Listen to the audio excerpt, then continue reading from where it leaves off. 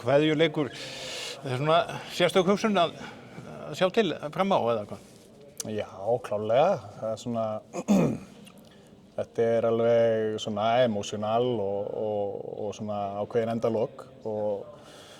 En bara mjög spenntur og hérna glaður hvað F-fæðingarnir eru búin að gera mikið og vel úr þessu. Já, og náttúrulega ungverska félagið að bregðast hérna við að koma og sinn gamli þjálfari og gamli félagar.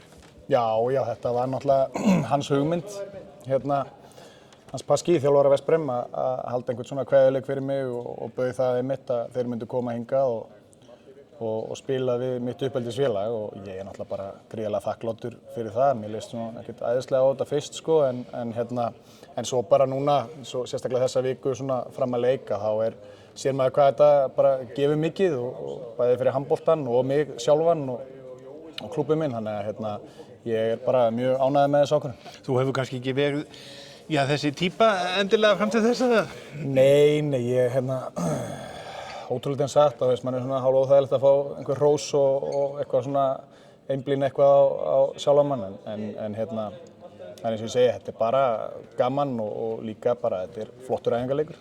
Já. Flott lið að koma hingað og svo framvegis og fá vonandi fullan krika. Já, það nú einhverju miðar eftir, en ég hvet alla til að fara og stubb og kaupa síðustu miðana. En þetta verður allavega frábær dagskrá og bara svona meira event og flott leið bara til að starta handboltaveturinn líka í Íslandi. Reiknarðu með að spila með báðum liðum?